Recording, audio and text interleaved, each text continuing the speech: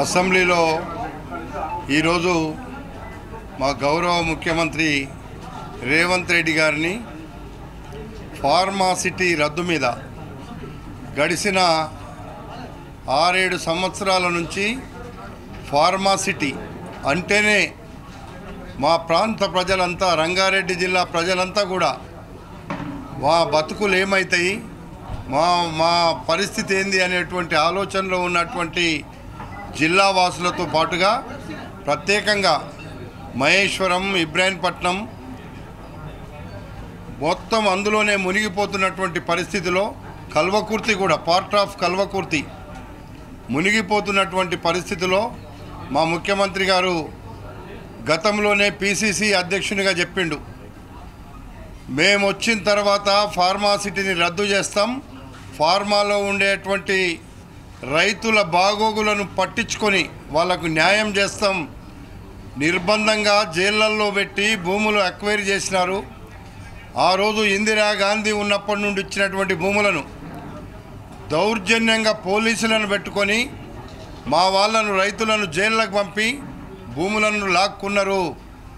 600 ఫార్మాసిటీని రద్దు చేస్తామని ఏదైతే మాట పిసిసి అధ్యక్షునిగా ఉన్నప్పుడు చెప్పిండో ఆ మాటను ఈరోజు 100కి 100 అమలు చేయడానికి నిర్ణయం తీసుకుంటూ, గతంలో బట్టి విక్రమార్క గారు కూడా నేనే తీసుకెళ్ళిన అక్కడ ఫార్మాసిటీ హౌస్లో ఆయన ఫ్లోర్ లీడర్ ఉన్నప్పుడు బట్టి విక్రమార్క గారిని, సీతక్క గారిని తీసుకెళ్ళి ఇంత అన్యాయం జరుగుతుంటే ఈ ప్రభుత్వానికి చీమ కుట్టినట్టు కూడా లేదు, మనం వచ్చినప్పుడు మన ప్రభుత్వం రాగానే ఇది చేయాలి, రద్దు చేయాలి అంటే నిజంగా ఈరోజు ముఖ్యమంత్రి గారి దగ్గరనే సీతక్క గారుండ్రి, బట్టి విక్రమార్క గారుండ్రి, ఆ రోజు జరిగిన సంఘటనలన్నీ గుర్తు చేసుకొని నిజంగా మనం అక్కడ ఉండేటువంటి రైతాంగానికి న్యాయం చేద్దాము.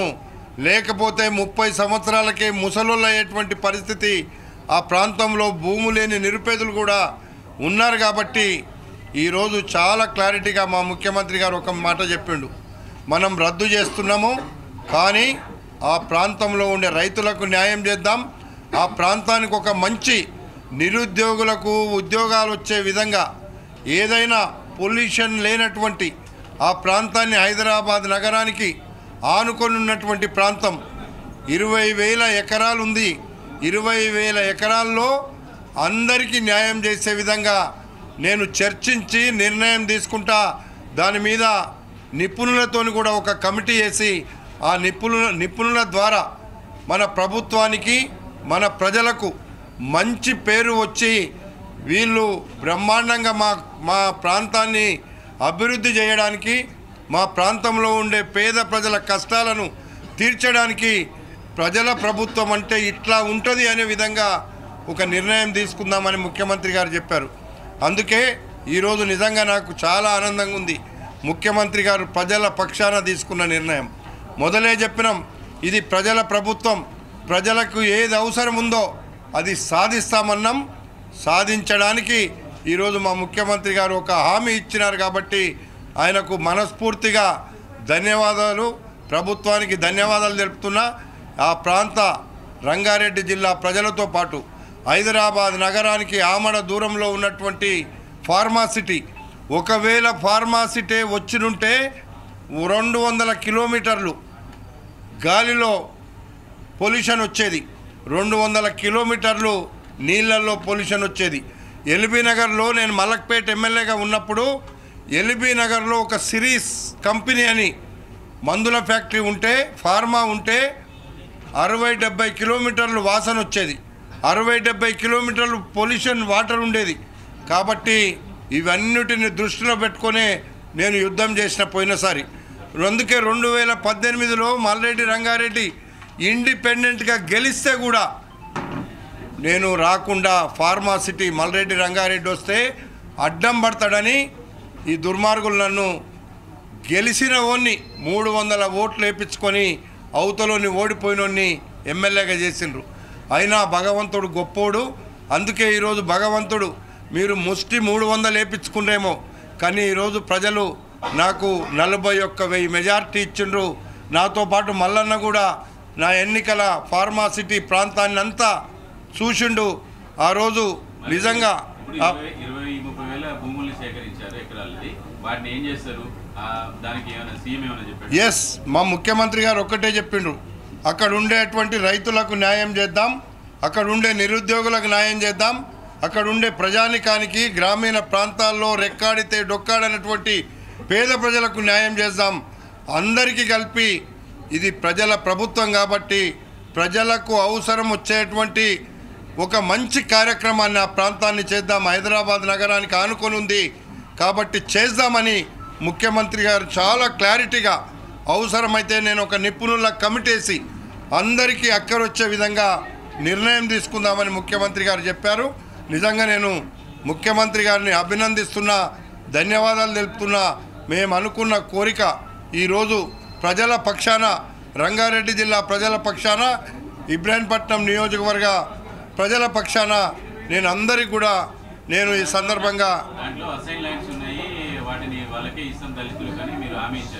ఎస్ తప్పకుండా రైతులకు ఎంతైతే అన్యాయం జరిగిందో వాళ్ళకి ఏదో రకంగా న్యాయం చేసే విధంగా మా ముఖ్యమంత్రి గారే చెప్పినారు కాబట్టి చెప్పిన మాట తప్పకుండా అమలు చేసేది కాంగ్రెస్ ప్రభుత్వం. మీరు చూసిండ్రు 6 హామీలు ఆ రోజు మేము ఇస్తే ఇప్పటికే 2 హామీలు మొదలుపెట్టినాం. ఫార్మాసిటీని మా మేనిఫెస్టోలోనే పెట్టినాం. ఫార్మాసిటీ కాంగ్రెస్ పార్టీ రాగానే రద్దు చేస్తుంది, ఫార్మాసిటీలో ఉండే రైతులకు న్యాయం చేస్తుందని మొదలే చెప్పినాం, అది అమలు చేస్తున్నాం. అన్న మాట తప్పకుండా, మాట ఇస్తే ఇచ్చిన మాట తప్పకుండా చేసే ప్రభుత్వం కాంగ్రెస్ ప్రభుత్వం. బ్రదర్, నేనేమంటున్నా అంటే తప్పకుండా ఆ నిర్ణయం ముఖ్యమంత్రి గారు తీసుకుంటున్నాడు. నేను చెప్పడం కాదు, మా ముఖ్యమంత్రి గారే రేపు ఆ నిర్ణయాన్ని ప్రకటిస్తాడు. ఆ నిర్ణయం ప్రకటించినప్పుడు నేను కూడా ముఖ్యమంత్రి గారికి చెప్పిన తర్వాత నేనే ప్రకటించడం అనేది భావ్యం కాదు. ఆయన రైతుల పక్షాననే ఆయన నిలబడతాడు. మీరు ఇంతకుముందు చెప్పిండ్రు, రైతులకు కాంగ్రెస్ ప్రభుత్వం వస్తే కరెంటు ఉండదు 24 గంటలు అన్నారు. కాంగ్రెస్ ప్రభుత్వం వస్తే రైతులకు అన్యాయం జరుగుతుందన్నారు. కానీ కాంగ్రెస్ ప్రభుత్వం ఈరోజు రైతులకు ఇచ్చిన మాట 2 లక్షల రుణమాఫీ అన్నం, అది అమలు చేయబోతున్నాం. వాళ్ళకు 15,000 రూపాయలు ఎకరాకన్నం అమలు చేయబోతున్నాం. ఇవన్నీ కూడా మా ప్రభుత్వం వచ్చి వారం రోజులు కాలే. మీరు మరి ఇంతకంటే ఎక్కువ నేనేం చెప్పాలి, కానీ మీరు అడుగుతున్నటువంటి దాన్ని ఇచ్చిన దాన్ని, అందుకే ఇప్పుడు మల్లన్న అన్నట్టుగా అసైన్డ్ భూములు ఇచ్చిందే కాంగ్రెస్ పార్టీ, ఆ భూములను పేదలకు వంచిందే కాంగ్రెస్ పార్టీ. నిర్దాక్షిణ్యంగా వాళ్ళను బంధించి జైళ్ళల్లో పెట్టి గుంజుకున్నారు తప్ప వాళ్ళకేం చేయలేదు. అందుకే పాపం పండింది. ఈరోజు పథకాలు అమలవుతున్నాయి. ఈరోజు ఆ ప్రాంత ప్రజలకు పండుగ చేసుకుంటున్నారని చెప్పి సందర్భంగా మనవి చేస్తున్నా.